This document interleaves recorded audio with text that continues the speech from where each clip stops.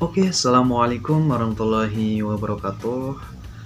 Pada video pembelajaran kali ini, saya akan mencoba menjelaskan salah satu materi pembelajaran, yakni pendidikan multikultural dalam pembelajaran IPS. Sebelumnya, perkenalkan, nama saya Krisna Rizky Gunawan, NPM 180210250 dari jurusan Pendidikan Guru Sekolah Dasar. Baik, materi pertama yang saya akan jelaskan di sini adalah definisi dari pengertian multikultural.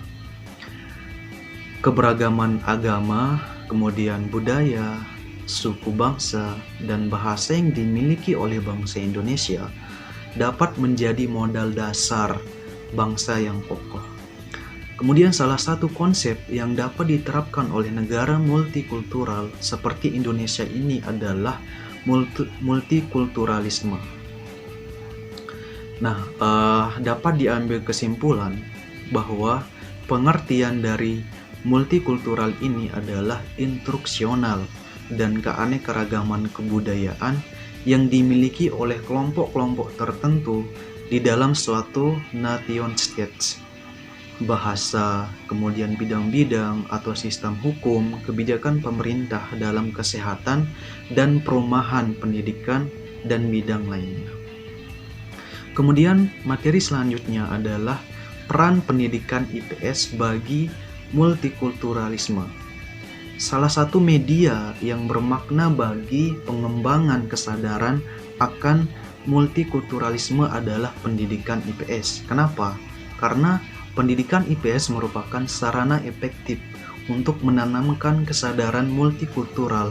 Pendidikan dasar dan menengah adalah membekali peserta didik dengan seperangkat pengetahuan, kemudian sikap, nilai, dan moral, serta keterampilan hidup yang berguna dalam memahami diri dan lingkungan bangsa dalam negaranya.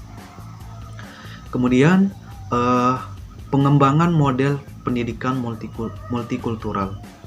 Pengembangan model pendidikan multikultur harus diorientasikan pada yang pertama itu adalah penanaman, pemahaman, dan kesadaran akan keberagaman dalam kesatuan. Kemudian yang kedua adalah pengintegrasian domain multikultur secara holistik ke dalam beberapa mata pelajaran. Kemudian yang ketiga adalah pengembangan konsep generalisasi pokok pendidikan multikultur. Yang keempat, model pengorganisasian materi pendidikan multikultur, dan yang terakhir adalah pengembangan model penilaian kompetensi multikultural. Kemudian materi selanjutnya adalah kompetensi yang harus dimiliki oleh siswa ketika sedang mempelajari multikultur ini. Yang pertama itu adalah kompetensi yang harus dimiliki. Yang pertama adalah pengetahuan dan pemahaman. Yang kedua, sikap dan keterampilan hidup. Kemudian yang ketiga, sikap dan keterampilan bertoleransi. Yang keempat, ketertanggapan dan tanggung jawab sosial. Kemudian yang terakhir adalah keterampilan merencanakan, melaksanakan, dan mengevaluasi konteks keberagaman dalam kehidupan real di masyarakat. Kemudian materi selanjutnya, 3 model pendidikan multikultural menurut Banks. Yang pertama adalah memasukkan pendidikan multikultur secara integrasi dalam mata pelajaran atau disiplin ilmu.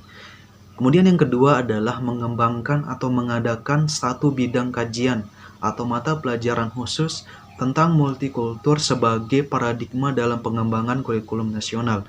Kemudian yang ketiga adalah menjadikan pendidikan multikultural sebagai paradigma dalam pengembangan kurikulum nasional. Kemudian materi selanjutnya adalah peran guru dalam mengembangkan multikultural ini, yang dimana peran guru di sini adalah mempunyai 3 subbagian atau 3 subpembahasan. Yang pertama itu adalah mengintegrasikan materi multikultur ke dalam mata pelajaran bidang studinya secara holistik.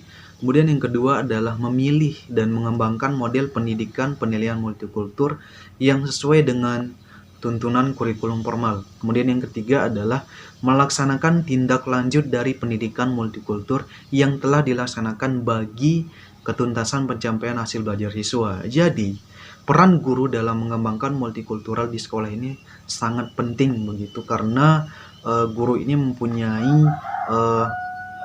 strategi khusus untuk mengembangkan pembelajaran dari multikultural ini. Kemudian guru juga mempunyai kelemahan. Kelemahan guru yang selama ini terjadi pada konteks pendidikan terkait dengan pendidikan multikultural adalah bahwa guru dalam belajarkan materi IPS, PKN, dan agama masih menekankan pada upaya pencekcokan materi, disiplin keilmuannya dengan mengabaikan dimensi multikultural yang sebenarnya jauh lebih penting bagi pembangunan integritas kebangsaan. Kemudian materi selanjutnya, pendidikan multikultural dalam PKN dan IPS. PKN merupakan salah satu mata pelajaran yang wajib yang harus dibelajarkan kepada siswa dari jenjang SD, SMP, sampai SMA. PKN lebih menekankan pada bagaimana siswa memahami hak dan kewajiban dalam masyarakat. Mungkin hanya itu yang bisa saya sampaikan pada video pembelajaran kali ini. Semoga apa yang saya sampaikan bisa bermanfaat bagi kalian semua. Sekian, assalamualaikum warahmatullahi wabarakatuh.